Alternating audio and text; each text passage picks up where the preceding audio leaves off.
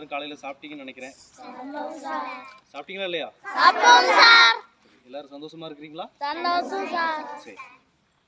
நாம தினந்தோறும் ஒவ்வொரு இந்திய மொழியில் இருக்கக்கூடிய ஒவ்வொரு பழமொழிகளை நம்ம பார்க்கிறோம். இன்னைக்கு ஒரு ஜப்பானிய பழமொழி பார்க்கலாம். எப்படி அப்படின்னா, மீன் வேண்டுமென்று ஒருவர் கேட்டால் அவருக்கு நீங்க என்ன செய்வீங்க? மீன் வேணும்னு சொல்லி ஒருத்தர் கேட்டாங்கன்னா அவங்களுக்கு நீங்க என்ன செய்வீங்க? மீன் பிடிச்சி கொடுப்பீங்களோ? சரி, பரவாயில்ல. ஆனா ஜப்பானிய பழமொழி என்ன சொல்லுது அப்படின்னா, மீன் வேண்டுமென்று ஒருவர் கேட்டால் அவருக்கு தூண்டிலை கொடு அப்படின்னு சொல்லி சொல்லுது. மீன் வேண்டுமென்று ஒருவர் கேட்டால் அவருக்கு தூண்டிலை கொடு அப்படின்னு சொல்லி சொல்லுது. இதனுடைய உள்ளார்ந்த அர்த்தம் என்னன்னா, ஒருவர் பசித்து இருக்கும்போது அல்லது அவருக்கான தேவை வரும்போது அந்த தேவையை மட்டுமே நாம் என்ன செஞ்சு கொடுக்கக்கூடாது, செஞ்சு கொடுக்கக்கூடாது. அதற்கான மூலதனத்தை கற்றுக் கொடுத்தல்.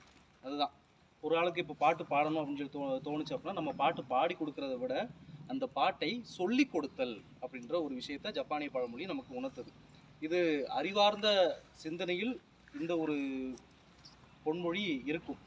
அப்போ ஒருவருக்கு மீன் வேண்டும் என்று ஒருவர் கேட்டால் அவருக்கு தூண்டிலை கொடு. அப்போனா அவங்க மீன் பிடிக்க கற்றுக்கொள்வாங்க. அந்த தூண்டிலை எப்படி கையாளணும் அப்படின்றத கற்றுக்கொள்வாங்க.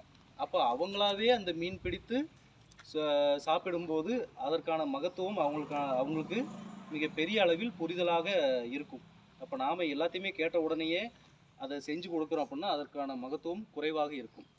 அப்போ அதனால் அவர்களுக்கு தேவையான செயலை நாம் செய்து கொடுத்தலை விட சொல்லி கொடுத்தல் நலம். அப்போது எல்லாரும் இந்த பொன்மொழியை பயன்படுத்தி உங்களுடைய வாழ்க்கையில் ஒவ்வொரு கட்டத்திலும் முன்னேற வாழ்த்துக்கள்.